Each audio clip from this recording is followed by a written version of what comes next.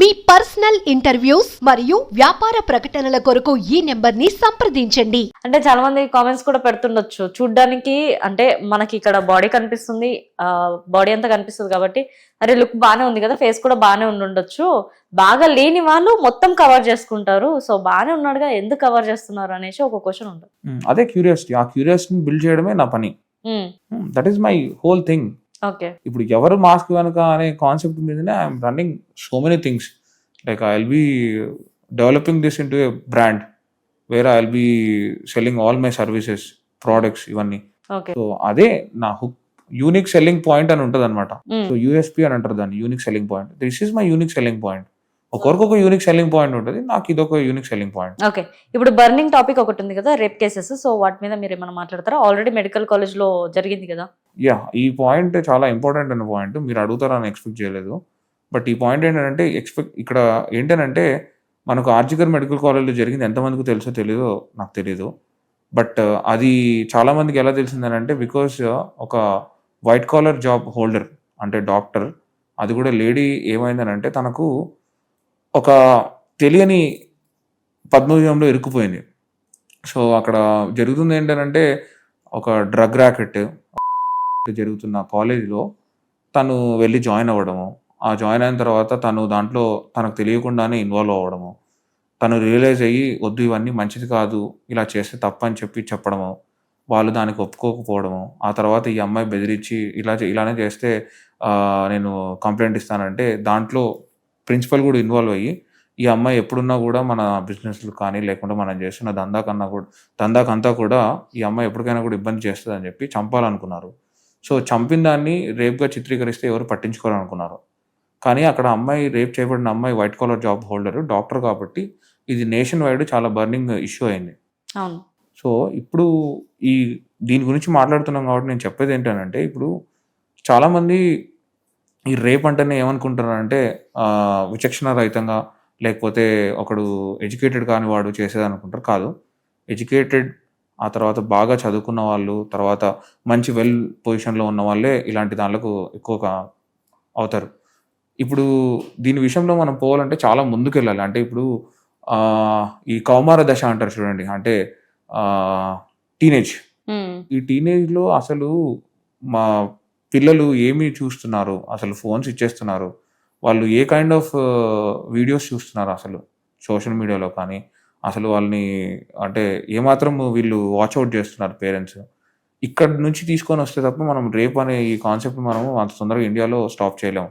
ఎందుకంటే ఇప్పుడు ఒక ఏజ్కి వచ్చిన తర్వాత, ఒక 25-26 ఇయర్స్ వచ్చిన తర్వాత అడల్ట్ మూవీస్ చూస్తే ఉండే ఎక్స్పోజరు 13-15 ఇయర్స్ ఏజ్లోనే చూస్తే వాళ్ళకు వచ్చే ఆలోచనలు చాలా చాలా ఏమంటారు, చాలా రాగా, చాలా డేంజరస్గా, డార్క్గా వస్తాయి అన్నమాట. సో ఆ కైండ్ ఆఫ్ దీనిని మనం రిస్ట్రిక్ట్ చేయాలి.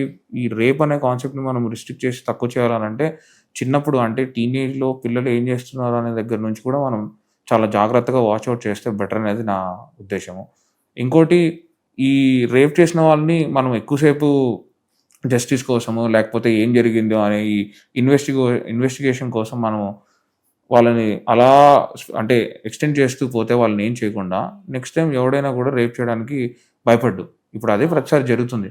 సో ఇమీడియట్ యాక్షన్స్ తీసుకుంటే గవర్నమెంట్ కానీ లేకపోతే చుట్టూ ఉన్న వాళ్ళు కానీ కమ్యూనిటీ కానీ ఇమీడియట్ యాక్షన్ తీసుకొని ఎవరైతే రేప్ చేశారో అప్పుడే వాడిని చంపేయడమో లేకుంటే వాడిని ఏదో ఒకటి చేయడమో చేస్తే బెటర్ అనేది నా ఉద్దేశం. పోలీసులు తీసుకెళ్ళి కోర్టుకు తీసుకెళ్ళి తర్వాత ఇన్వెస్టిగేషన్ చేసి ఇవన్నీ చేస్తే justice delayed is justice denied అని మీకు తెలుసు కదా. సో ఇప్పుడు ఆర్జికర్ మెడికల్ హాస్పిటల్ దీని విషయంలో కూడా అదే జరుగుతుంది. దాంట్లో ఎంతోమంది పొలిటికల్ లీడర్స్ ఇన్వాల్వ్మెంట్ ఉందని చెప్పి దాన్ని చాలామంది ఇప్పుడు కేసుని తప్పుదో పట్టిద్దామని చాలామంది ట్రై చేస్తున్నారు. బట్ ఏంటంటే ఇంకా జస్టిస్ అయితే రాలేదు. బట్ ఈ పోరాటం అయితే ఆగదు. మేము కూడా హాస్పిటల్ బాయ్కాట్ చేసి డాక్టర్స్ అంతా బయట రోడ్ల మీద నిరసన చేశాము. పెద్ద అయినా కూడా ఏమీ పెద్ద ఎఫెక్ట్ లేదు. అది ఎప్పుడైతే మనకు పర్సనల్గా మన ఇంట్లో వాళ్ళకి జరుగుతానే అప్పుడే తెలుస్తుంది దాని హీట్ ఏంటో. ఇప్పుడు అంత తొందరగా తెలీదు. సో ఎప్పుడైతే ఈ రేప్స్ జరిగాయో ఇమీడియట్ యాక్షన్ తీసుకోవడము, ఆ తర్వాత పిల్లల్ని చిన్నప్పటి నుంచే వాచ్అవుట్ చేసి సోషల్ మీడియాలో వాళ్ళు ఏం చూస్తున్నారు, అడల్ట్ మూవీస్ వాళ్ళు ఎలా చూస్తున్నారు, ఇవన్నీ రిస్ట్రిక్షన్స్ ఇవన్నీ ముందు నుంచే ఉన్నాయి మనకు. ఆ రిస్ట్రిక్షన్స్ అని యూట్యూబ్లో కానీ గూగుల్లో కానీ ముందు నుంచే పెట్టుకొని వాచ్అవుట్ చేస్తే బెటర్ అనేది నా ఫీలింగ్. ఓకే. ఇంకోటి ఏంటంటే మామూలుగా రేప్ అని అంటే అందరూ ఏమనుకుంటారంటే ఒక అబ్బాయి ఒక అమ్మాయిని కోర్స్ చేస్తేనే రేప్ అని అనుకుంటారు, కానీ కాదు. ఇక్కడ ఒక అమ్మాయి ఇంకొక అమ్మాయిని చేసినా కూడా దాన్ని కూడా రేపే అంటారు. అండ్ ఇంకోటి ఏంటంటే ఇప్పుడు బాయ్ ఫ్రెండ్ గర్ల్ ఫ్రెండ్ అమ్మాయి సమ్మతంతో వెళ్ళి అది ఏమీ కాదు. అదే అమ్మాయి బాయ్ ఫ్రెండ్తో గొడవపడి తనకి ఇష్టం లేనప్పుడు బాయ్ ఫ్రెండ్ అది రేప్ కిందకి వస్తుంది. సో ఇక్కడ రేప్ అనే డెఫినేషన్ తీసుకుంటే కోర్స్ మాత్రమే అనేది ఎప్పటి నుంచో ఉన్న ఇది డెఫినేషన్. బట్ ఇప్పుడు ఏంటంటే ఫోర్స్ఫుల్గా ఇంకొక అమ్మాయితో రిలేషన్షిప్కి ఒప్పుకోకపోయినా కూడా ప్రయత్నిస్తే అసలు ట్రై చేస్తే ఆ అమ్మాయి మీద అసాల్ట్ చేయడానికి దాన్ని కూడా రేపే అంటారు. ఇలా చాలా జరిగాయి కూడా, చాలా బయటికి చెప్పట్లేదు అంతేగాని జనాలు. చాలా మందికి రేపులు జరిగాయి జస్ట్ బికాజ్ ఆ అమ్మాయి చనిపోయింది, చాలా క్రూరంగా చనిపోయింది కాబట్టి ఆ అమ్మాయి కేసు బయటకు వచ్చింది. కానీ ఈ రోజు కూడా ఇప్పుడు కూడా ఎవ్రీడే ఆల్మోస్ట్ అట్లీస్ట్ ఒక 6-7 rapes all over the India జరుగుతున్నాయి. It is not me saying, statistics అలా చెప్తున్నాయి కూడా. అమ్మాయిని కూడా రేప్ చేస్తుంది.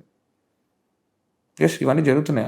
మామూలుగా రేప్ అని అంటే ఏమనుకుంటారంటే అమ్మాయి మీద విచక్షణారహితంగా తన అంటే ఇష్టం లేకుండా తన కన్సెంట్ లేకుండా చేసేదాన్ని రేప్ అనుకుంటారు. కానీ అమ్మాయి మీద రేప్ చేయడం కూడా ఉన్నాయి, సందర్భాలు ఉన్నాయి.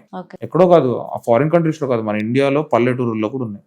గర్ల్ టు గర్ల్ ఎలా అంటే ఏ విధంగా? కన్సెంట్ లేకుండా మిమ్మల్ని ఎవరన్నా ఏ అమ్మాయి అయినా టచ్ చేస్తే, అది కన్సెంట్ లేకుండా చేస్తే దాన్ని మామూలుగా అయితే అసాల్ట్ అంటే దాన్ని రాంగ్ గా తీసుకుంటారు. సో అదే ఒక అమ్మాయిని రూమ్ లో వేసి సేమ్ అబ్బాయిలానే ఆ అమ్మాయి కూడా విచక్షణ రహితంగా చేసి బట్టలు చింపేసి తన దాహాన్ని తీర్చుకోవడానికి ట్రై చేసి దాన్ని రేప్ అని అంటారు. ఇంటర్ కోర్స్ జరగాల్సిన అవసరం లేదు. ఒక అమ్మాయి పర్సనల్ స్పేస్ లోకి వెళ్ళి పర్సనల్ గా ప్రైవేట్ పార్ట్స్ టచ్ చేయడం అనేది అమ్మాయి చేసినా అబ్బాయి చేసినా it's wrong thing without consent. Though they may be A same gender, even though it's wrong thing. Okay. ఇప్పుడు రేప్ కేసెస్లలో చాలా వరకు అమ్మాయిలు చనిపోతూనే ఉంటారు, బతికిన వాళ్ళు అసలు ఉండరు. అండ్ మెయిన్ థింగ్, అసలు రేప్ కేసులో చనిపోవడం ఎలా జరుగుతుంది? చంపేస్తారు. రేప్ చేస్తే ఎవరు చచ్చిపోరు, ఇంటర్ కోర్స్ వల్ల ఎవరు చనిపోరు. ఆ అమ్మాయి తర్వాత లేచి వచ్చి వీళ్ళ గురించి ఎక్కడ చెప్తారో అని చెప్పి భయపడి అమ్మాయిని చంపేస్తారు. రేప్ చేస్తే ఎవరు చచ్చిపోరు. సో అందుకనే చాలా మంది రేప్ చేయబడి చచ్చిపోయి ఉంటారు. ఎందుకనంటే అక్కడికి అది క్లోజ్ అయిపోతుంది, ఆ అమ్మాయి ఎవరికి చెప్పలేదు. సో కనుక్కోవడం కొంచెం కష్టం అవుతుంది. కొంచెము ఎవిడెన్సెస్ తారుమారు చేస్తే కనుక్కోవడం కొంచెం చాలా మంది కేసులు ఇప్పుడు కూడా రేప్ కేసులు ఇప్పటికి still they don't know who raped, చనిపోయిన వాళ్ళు ఉన్నారు అంతే. So that's the reason rape అయిన అమ్మాయిలు చాలా మంది చనిపోతారు. ఓకే, మీ గోల్ ఏంటి? నా గోలా, నేను ఒక ఈ లైఫ్ అనే పదానికి నేను ఫుల్ టర్మ్ ఎత్తుకున్నాను అనమాట, లివ్ ఇన్ ఫ్రీడమ్ ఎవ్రీడే అని. సో అదే నా గోల్, రోజు ప్రశాంతంగా ఫ్రీడమ్గా ఉండాలి అనేది. సో నేను ఆల్రెడీ ఆ లైఫ్ని ఎంజాయ్ చేస్తున్నాను. సో ఇప్పుడు నాకేమి ఏ పట్టింపులు కానీ లేకుండా ఫైనాన్షియల్ స్ట్రెస్సెస్ కానీ ఏం లేవు. So living in freedom everyday, life అనే దానికి full form live in freedom everyday. Okay, so that is my goal. Particular goals ఏం లేవు, అంటే అంత సంపాదించాలి, అక్కడికి వెళ్ళాలి ఇక్కడికి వెళ్ళాలి ఏం లేదు. I'm going slowly, I'm enjoying my life right now. So no particular goal, that is my only goal, live in freedom everyday అనేది. ఓకే, ఒక డాక్టర్గా ఎన్ని ఇయర్స్ ఎక్స్పీరియన్స్ మీది? ప్రైవేట్గా నేను చేయబట్టి 5 years అవుతుంది. గవర్నమెంట్లో చేయబట్టి this is my third year. టోటల్గా 8 years? No 5 years is my total experience. Okay, 5 years నుంచి ప్రైవేట్లో చేస్తున్నాను. మధ్యలో I got into the government job, అది 2.5 years నుంచి అవుతుంది. మాస్క్ పర్సన్గా this is my second year running successfully. Okay, దానికంతా ముందు ఎడ్యుకేషన్ ట్రైనింగ్ ఇదంతా ఎస్ నడుస్తుంది. సో సోషల్ మీడియాలో ఈ విధంగానే వెళ్తే బెస్ట్ అనేది, ఇప్పుడు మీరు ఒక కంటెంట్ క్రియేటర్గా వస్తున్నారు. సో చాలామంది చాలా వీడియోస్ చూస్తూ ఉండొచ్చు మీరు. సో వాళ్ళందరినీ చూసినప్పుడు ఏమనిపిస్తుంది మీకు? టు బి ఫ్రాంక్, నేనైతే సోషల్ మీడియాలో మన సైడ్ వీడియోస్ అయితే నాకు ఇంతవరకు ఏ దాంట్లో నా ఆల్గారిథంలో లేవు. అసలు మీరు చేస్తారు, నాకు ఇంటర్వ్యూ చేస్తారు అని తెలిసినప్పుడు జస్ట్ మీ పేజ్ గోత్రూ అయినప్పుడు కూడా మీరు ఇంటర్వ్యూ చేసిన ఒక్కరు కూడా నాకు తెలీదు. మరి నేను వేరే దాంట్లో ఉన్నానో లేకపోతే ఏమో తెలియదు, కానీ మీరు చేసిన వాళ్ళు నాకు ఒక్కరు కూడా తెలీదు.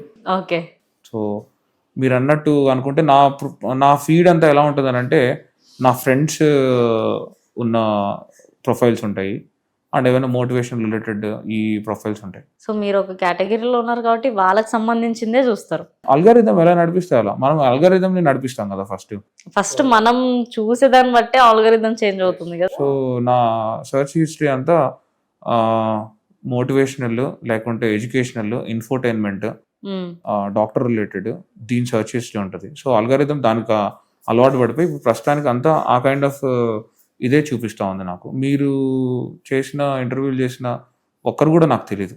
ఓకే, ఏమనిపించింది మరి ఒకరు కూడా తెలియనప్పుడు? సరే నేను కూడా ఒక వ్యక్తి అని అనుకున్నా మీరు ఇంటర్వ్యూ. ఇప్పుడు వాళ్ళకి మీరు తెలియకపోవచ్చు. అవును, అంతే కదా, అంతే. చూడ నేను అందరికీ తెలియాలని, నేను అసలు ఎవరికి తెలియాలని అనుకుంటున్నాను కాబట్టి మాస్క్ వేసుకొని ఉన్నా. అంటే ఇప్పుడు వాళ్ళు నన్ను తెలుసుకోవాలనుకుంటే ఎనీథింగ్ ఫేస్ కనిపిస్తుందా, ఎక్స్పోజ్ అవుతుందా, అవ్వట్లేదా అనేది పక్కన పెట్టుకుంటే గ్రాఫ్ అనేది ఎవ్రీ పర్సన్ ఎట్లా క్రియేట్ చేసుకున్న ప్లాట్ఫామ్ లో అట్లా వెళ్ళిపోతుంది కదా. సో ఆ విధంగా అడిగాను అనమాట. సో ఇప్పుడు మీకు మాస్క్ వల్ల ఏం ప్రాబ్లం లేదా? 45,000 పెట్టి చేయించుకున్నా, చాలా కంఫర్టబుల్ గా చేయించుకున్నా. ఏసీ ఏమైనా పెట్టించుకోరే? ఏం లేదు, చాలా కంఫర్టబుల్ గా చేయించు. ఏసీ బయట ఉంది కదా, so it's comfortable. Me life లో ఇప్పుడు ప్రెసెంట్ ఏమైనా లవ్ ఉందా మరి?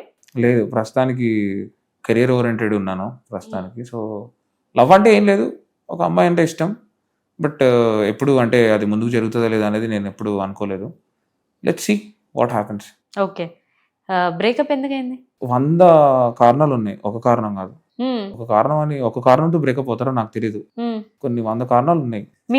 మీ వల్లనా వాళ్ళ వల్లనా? ఇద్దరి వల్ల. నేను మనిషిని, తను మనిషే కదా. తప్పుదాలు చేయకుండా ఉంటారా రిలేషన్ లో? లేదు కదా. సో యా, నచ్చలేదు. మేమిద్దరం వీఆర్ గుడ్ పేర్. బట్ ఏమంటే కొన్ని థింగ్స్ నడవలేదు అంతే. ఆ అమ్మాయి చెడ్డదని కాదు, నేను చెడ్డదని కాదు, అదంతే. కొన్ని నడవలేదు, సో విడిపోయాం. దానివల్ల ఇప్పుడు తన మెంటల్ హెల్త్ కూడా ఏమీ డిస్టర్బ్ అయింది లేదు, నేను డిస్టర్బ్ చేయాలనుకోలేదు. నా మెంటల్ హెల్త్ తన వల్ల ఏం డిస్టర్బ్ అయింది ఏం లేదు. We departed our ways in a very good way. అంటే గొడవలు, రచ్చలు ఇలా ఏం లేకుండా, సరే okay, we're not meant for each other, we had a good time, ఉన్న రోజులు, ఓకే వీ విల్ డిపార్ట్ అని చెప్పి డిపార్ట్ అయిపోయాం అంతే. ఓకే, మీకు కావాల్సిన పర్సన్ ఎలా ఉండాలి మీకు వచ్చే వైఫ్? ఒక పర్టికులర్గా ఇలానే ఏం లేదు, సినిమాలో చూపించినట్టు నాకు అవి కావాలి ఇవి కావాలని కాదు. మా పేరెంట్స్ని మంచిగా చూసుకోగలిగి కొంచెం పెద్దలంటే గౌరవం ఉన్నంత వరకు ఉంటే చాలు. I don't need the opposite person to earn money are you know have some assets, ఇట్లా అని ఏం లేదు. మనకు కొంచెం కంఫర్టబుల్గా ఉండి, ఈ రోజుల్లో రెస్పెక్టబుల్ గా ఉండే పర్సనే బెస్ట్ అవన్నీ ఉండడం కన్నా. ఎస్, అవును, అంతేనా? ఈ రోజుల్లో ఏది బెస్ట్ అంటే లవ్ అరేంజ్డా? ఖచ్చితంగా లవ్ మ్యారేజ్ అని అంటాను. ఎందుకనంటే ఒక మనిషిని నువ్వు అట్లీస్ట్ కొద్ది రోజులు ముందు నుంచి పరిచయం ఉండి ప్రేమించిన తర్వాత పెళ్లి చేసుకోవడం బెటర్ అని అనిపిస్తుంది. ఎందుకంటే ఇప్పుడు అరేంజ్ మ్యారేజ్ ఒకప్పుడు అరేంజ్ మ్యారేజ్ లా లేవు. మీకు తెలీదా? ఇప్పుడు అరేంజ్ మ్యారేజ్ కొంతమంది అబద్ధాలు చెప్పి పెళ్లి చేసుకుంటున్నారు, కొంతమంది అంటే ఉన్నదాన్ని లేని విధంగా చూపించుకొని చేసుకుంటున్నారు. చాలా విధాలుగా మోసపోతున్నారు అరేంజ్ మ్యారేజ్లో వాళ్ళు. చాలామంది చాలా విధంగా అటు 7 తరాలు ఇటు 7 తరాలు చూడాలని అనుకున్న వాళ్ళు కూడా ఒక్క తరం చూసి కూడా కనిపెట్టలేకపోతున్నారు ఎలా ఏంటి అనేది. ఇప్పుడు నన్ను అడిగితే arrange marriage is a dangerous concept rather than love marriage. Love మ్యారేజ్లో కూడా చాలా మంది అడ్వాంటేజ్ తీసుకొని మోసం చేస్తుండేది అంతా ఉంది. బట్ ఏమనంటే if you are genuine and if your love is true, like you will find your soulmate at the end somehow. It might be divorce అయిపోయిన అమ్మాయి అయి ఉండొచ్చు, లేకపోతే ఒక బాగా స్ట్రగుల్ అయిన పాస్ట్లో బాగా స్ట్రగుల్ అయిన అబ్బాయి ఉండొచ్చు. You can't expect your love to be a virgin or you can't expect your wife to be a virgin or husband to be a virgin right now. You just need person who is comfortable with you and who can love you without any expectations. ఆ kind of love వస్తే మీకు ఖచ్చితంగా తెలుస్తుంది. మీ followers కోసం ఏం చెప్తారు ఫైనల్గా? ఆ ఫాలోవర్స్ కోసం ఏం చెప్పేది లేదు. They know about me very well, so చెప్పాల్సిన అవసరం లేదు. They follow me very well and they know all the updates. They know what's happening in this Dr. Mass community. So మీరు అడిగారు కాబట్టి చెప్పాలనుకున్నది ఏంటంటే like you have to follow your dreams whatever it is, however it is, from wherever you come. దానికి సంబంధం లేకుండా you have to follow your dreams అనేది నా చెప్పాలనుకున్న thing. Okay, so thank you అండి, thank you so much. Thank you. చూసారుగా interview. Next ఇంటర్వ్యూతో మేము ముందుంటా. సైనింగ్ ఆఫ్ కీర్తి.